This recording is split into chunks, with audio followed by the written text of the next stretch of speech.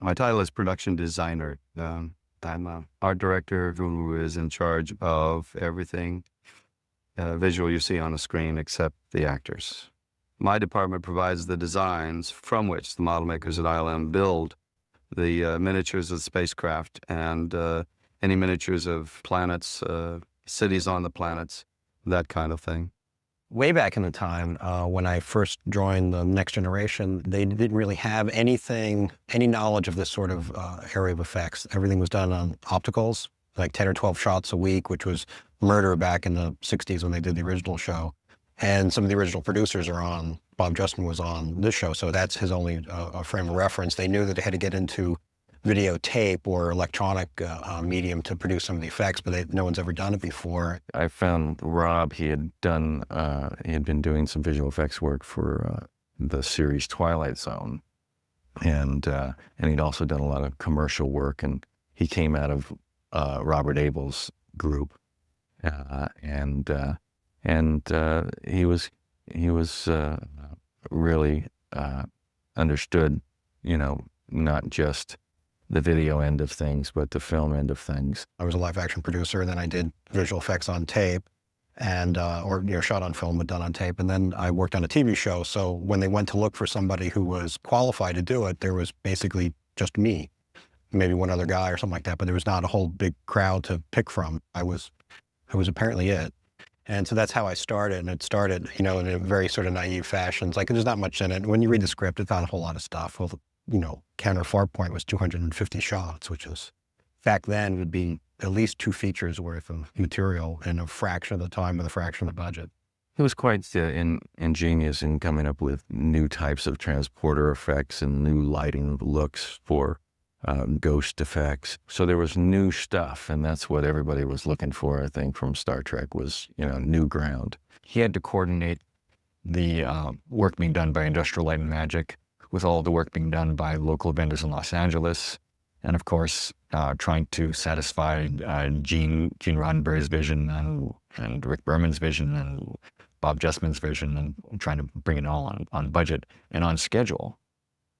Then when we went to episodic television, after we finished the pilot, we started doing it on a weekly basis. That became an even tougher challenge because you're delivering, as Roddenberry was fond of saying, half a motion picture every week. And I know that he and Gary and the rest of the guys had a lot of sleepless nights. It was really hard and tiring. I mean, I worked 7 days a week, 18-hour days. And then we started to get into the series.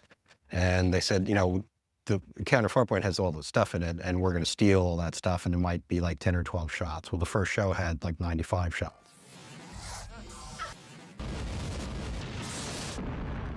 I said, well, it's the first show. You got to understand. I've got to kick it off well. And the second show had like 80 shots.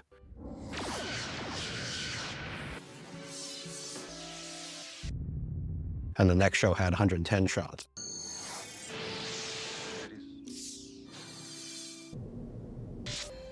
And I was like, well, when's the it's going to be light schedule going to happen? And so eventually we had to get more people. He was going nuts with just trying to keep up because the supervisor was required to be on the stage working with the director of photography, and the actors, covering shots that will require visual effects later on in post-production. Plus, the visual effects supervisor must budget, attend meetings, and supervise the compositing and supervise the photography of motion control miniatures. And there's no way that could be done by one person because you can't be on stage and all those other places at the same time. So that's when I was asked to join the team. And then Rob and I alternated episodes so that one team would be available to cover the stage while the other team was in post-production, and at least it allowed for some degree of normalcy in our hours. So they cut back from 120-hour work weeks to maybe 60 to 80-hour work weeks. Dan Curry is one of Star Trek's heroes. He's amazingly ingenious. He delights in finding different solutions to things, where the proper way to do something might be with a very high-tech solution. He'll say, oh, why don't we try filming a silver pom-pom? And he's right. It looks good. the early days of Next Generation, we did not have computer digital technology as we do today. So everything had to be created photographically. So we would use materials that were never intended to be used that way to create new images. For example, the oatmeal on the solar surface, liquid nitrogen to create time-space anomalies, wormholes. And the fun of that was the creativity of how we're going to do this and trying to never repeat ourselves. We would rely on technologies we were familiar with, but never really use them the same way twice.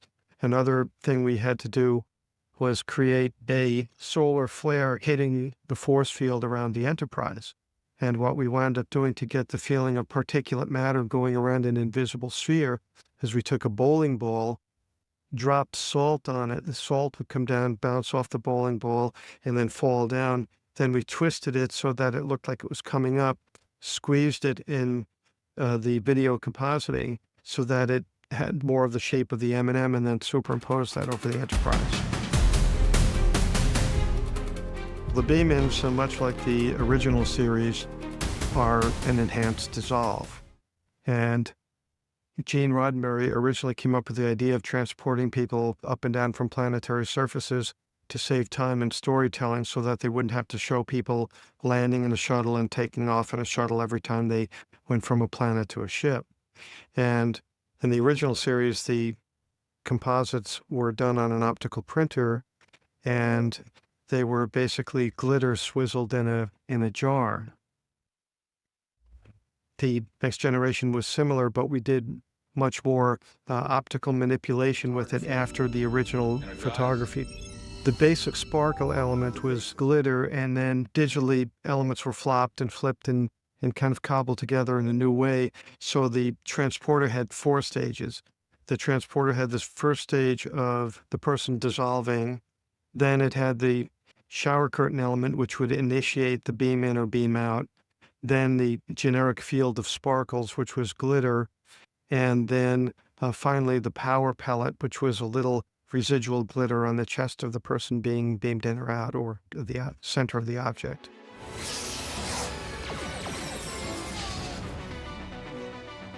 We had to do a scene where Worf's brother lures the bad guys to follow him, and he kicks up a wake off the surface of the sun.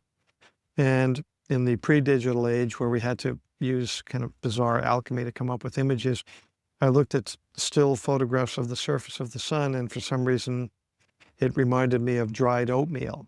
So I sprinkled oatmeal on a light table and put an electric motor on it so it vibrated a little bit to create a sizzle, and took that flat plane of sizzling oatmeal and wrapped it in an electronic device over an imaginary or virtual sphere. And by making a negative of it and tinting it orange, it looked like the cells on the surface of the sun.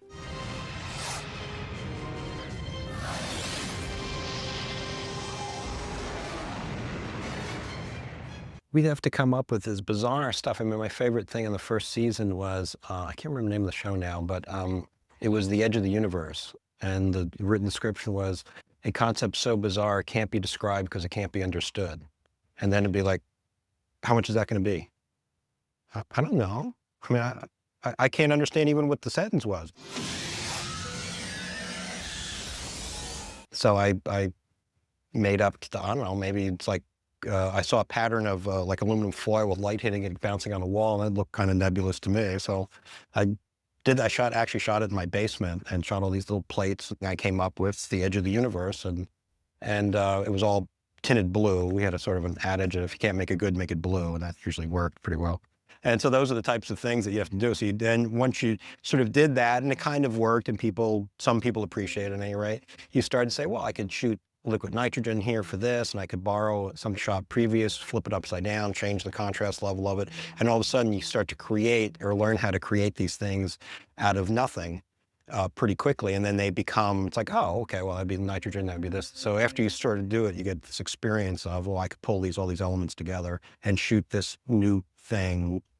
Ready to show the new max stretch technique that will allow us to do a new warp drive for the Enterprise can't see a lot there, but when we finish shooting this, each frame will scan across the ship like this, and they'll have an exposure of the entire ship and give you the new warp drive effect.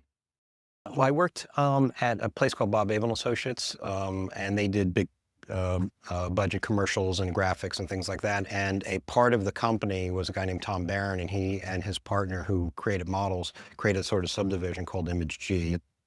I was familiar with them, and so when I was asked to do the show, I wanted to shoot the ships and do various things. And you just need a place to shoot it. And I came up with the way of actually getting that sort of amount of work done in a short period of time is to not storyboard, not bid out things, is basically hire a company by the day. And because they were friends of mine, I could say, well, just give me a price tag for how much it costs to shoot today.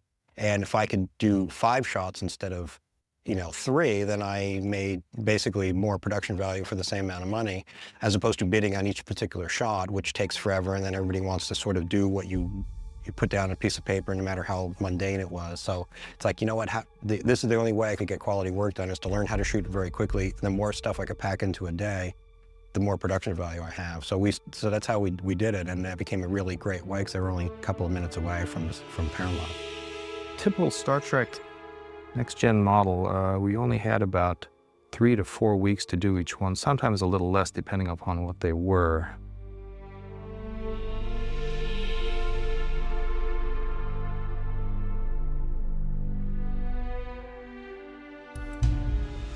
When the series got to go, they decided at that point that they needed a smaller model so they could get their camera back farther and they could disappear into infinity faster. It was also decided at that point that they would have more detail on the ship, and the model that we handled down here was about 4 feet long, and it had a lot more surface details, so lights would create shadows across the details on the surface. Now I have here the pattern for the nacelle, and if you play it through the light, you can see the detail that's scribed into it. Now it's also cast so that this area is a translucent plastic, so the neon would show through it and be diffused. Now this is a big difference from the ILM size, which was this big, so you can see the differences in the two ships. To simulate the damage on the Enterprise C, we used a lot of the leftover pyro that we had from 4th of July, like firecrackers and smoke pots, and we actually scorched the surface of the ship rather than paint it on. They wanted a model that didn't look like it was made out of something else. So Rick Sternbach had a really nice design. It was a nice little challenge to kind of go back and work up the Enterprise C as a melding of Picard's Galaxy-class ship and the Excelsior. Andy Probert had worked up a sketch of a blend of those two ships. So I fleshed out the design work. Greg Jean got involved in building the miniature. You could see the evolution of the Enterprise, from B to C to D. On the Next Generation, it would all begin with designs from the art department, which would come down. Rick Berman would review them and decide on particular designs for the ships. We then had a pretty short period of time to have those constructed and built in a way that would make it possible to shoot in the amount of time that we had. Then, once they were constructed, they were brought over to Image G, where all the miniatures were shot and all of the elements were photographed as well. And then Dennis Herter would come in and mount them and prepare them for shooting. So the models had to be constructed very quickly, and we only had 6 to 8 weeks really to get them ready, and then they would literally arrive fresh from the model shop, and Dennis would mount them up and prep them in a matter of hours, and we'd be shooting on them. That was the kind of schedule that was kept at that time. The most fun part was that the models would arrive, and it certainly was a tight schedule, and they would arrive, and it's like, really? Is this it? Well, we just need to do a couple more things. The people working on the models. As I'm actually in the shop mounting it, there's people putting on final touches, and as now it's going into the rig, being ready to shot, and we're just couple more touches, and now, putting the velvet around the sleeve and getting it all set to shoot, starting to light it, and just a few more touches. And literally it was that sort of, the pace was such that, you eventually, Gary would have to walk up and just shoo them away. It's fine. It's good. Process of photographing the ships involved motion control. Motion control is an elaborate industrial system that allows the camera to be moved through the exact same path identically every time in great precision. The benefit of that for what we're doing is that then all the elements that we shoot of the ship, the matte pass, the beauty pass, the light passes, will all be in perfect registration. In other words, they'll line up when those separate pieces of film are brought together in post and put together. Now, the trick to all of this, in thinking about it, is that what's going on is the ship is not moving, the camera's moving to make the ship appear as if it's moving. So you get relative motion, but it's much easier to move the camera along a track than it is to put a model up on a rail and move it around. It gives you much more flexibility. So we always created the moves by moving the camera, not the object. It was great because each week we try to better ourselves, for one. So there's always, you're never really just relying on what you did the week before. So everything was always had some degree of interest to it.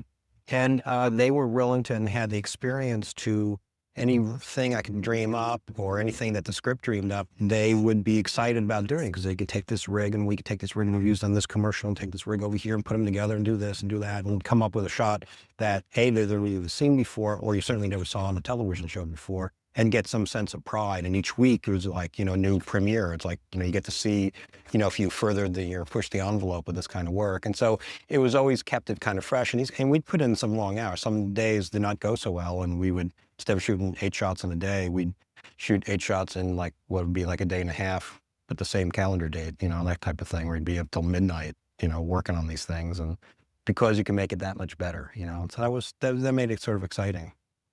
In year 3, we seemed to hit a good stride on the show, both with the writers, and the actors were, by that time, very comfortable with their characters, and they were looking at ways to evolve their characters and get greater depth. And also in visual effects, we were hitting a stride because we were learning ways to accomplish the volume of work we had to do in more reasonable satin. Yesterday's Enterprise was a huge episode, even though it was almost entirely on board the Enterprise. We had to do major redresses on every single set. It was the first opportunity for me to do a fairly big motion control show, and creating the rift in time-space, which we used elements of liquid nitrogen and wrapped it in various electronic widgets to create it into cones. For the Enterprise C, because it was an older ship, I thought it was appropriate for the instrumentation to be of an older era Starfleet vessel. During the Next Generation, whenever we had an older vessel, I tried to use the colors and styles of the Enterprise A from the Star Trek feature films. All the pieces worked together. It had a great score. It was very well directed, and it was good chemistry all around. The motion control house let us have the facility, personnel, and equipment for 24 hours. So when we started at 8 a.m. on Tuesday, we had that space until 8 a.m. on Wednesday. And a lot of times that's exactly what we did. We worked right around the clock in order to finish the shot. We saw a lot of sunrises working on this show. We worked a lot with dry ice and liquid nitrogen. I personally am responsible for, removing a great deal of liquid nitrogen from the planet, I guess. But, and this one, we had to create a swirl effect, sort of a vortex effect. And you had to create this whole thing. And of course, it had to be velveted and it had to be attached, and because it didn't loft around. And anyhow, in the quick experiments, it came down to something to move the liquid nitrogen through was a business end of a Hoover vacuous. The holodeck was never a full-size set. It was always our characters against green screen or blue screen, printed in against a very small black box with fine yellow tape on the inside of it. And that was the extent of it. It was never more sophisticated than that. My involvement with Q Who, which was the first time we saw the Borg, Rick Sternbach in the art department had the idea of doing a simple cube as the shape, so it's about as unaerodynamic as an object could be. But of course, in the vacuum of space, aerodynamics are irrelevant, and it gave the Borg a very sinister and indifferent quality to their surroundings. So we built a 3-foot by 3-foot miniature of the Borg. At that time, we were having to build all of our physical miniatures, and it took, days and days and days to light and shoot them, and the Borg episode had more shots in it than we thought we might be able to handle.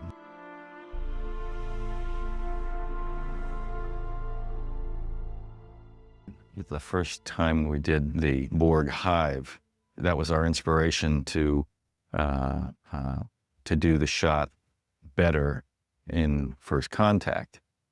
The same company that did that first painting for us of the interior of the Borg ship with Riker and the crew looking around. The original time we saw the Borg, the description was that it was this vast chamber, endless. It's a very, very complicated set. There was a lot of detail and a lot of elements to it. And it was fairly tricky, to accomplish the live part of it. So I think when it was all put together, we were all pretty proud of it. We built a very large-scale model of the surface of the Enterprise. There's a scene in that where the Borg shoot a beam, drill a hole, and extract a series of decks from the Enterprise. You actually see them stacked up like coins. And so we had to build a special large-scale model to accomplish that with a hydraulic ram pushing up the decks, and then link that up to the animation.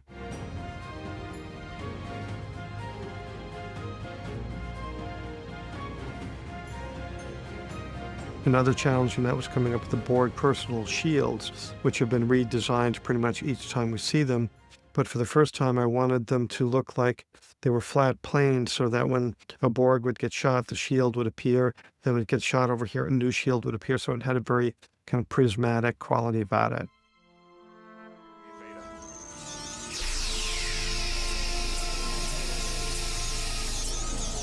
We took pieces of the frame in which the Borg appeared, would isolate them, cut them out electronically, twist them, throw them out of focus, and change the brightness of it, so that when the animated taser beam would hit them, then that would fade on, appear for the duration of the beam, and when the beam went off, that would just disappear in a dissolve. When you consider, this show is shot in a 7-day schedule, that much work being done and accomplished in that kind of time frame is pretty amazing. Richard James won an Emmy for Sins of the Father, which was a spectacular episode. It's really the first time we saw the Klingon homeworld, and it really launched the character of Worf. We'd never been to the Klingon planet before until that episode. We had seen Klingon ships, but we'd not seen Klingon architecture. So that was a proposal for the Grand Hall, and that's what we built, and that's the one I won the Emmy for. When we had to design the new title sequence for the show, it was an interesting project because Rob had to come up with a whole new design for the show. One of the things that we did, we wanted to fly through a series of nebulas. Well, remember, at that time, there were no virtual clouds. You couldn't just program something and have clouds fly by. You had to physically shoot something. So it was decided to make what we call the whorehouse mattress, which was a fiber base put over chicken wire in a frame. It was actually first created by Tony Meininger, who did many, many things for the show. And he basically had spent probably what amounted to 100 man-hours. Once he put this pad in, poking at it and pulling it and shaping it until it looked like a series of clouds. I worked with Gary Hudson. He's a very clever guy, and whatever thing we needed to get rigged up, he would be able to do. He and Dennis would get together and do these great things. And I wanted to do something that showed the effect of whatever beam that it was coming down and basically mowing up the ground and the people in front of it. And we made up this thing out of got a regular ordinary house screen, put dirt underneath it, dirt on top of it, and then an air blower underneath that would rake across it. So it looked like when the beam hit, it would spray up all this dirt, and then we'd make basically a patch of scorched earth beneath it. And we'd have this spray, all this interactive stuff. We put it together on a thing called the Harry, which allows you to frame by frame animate something.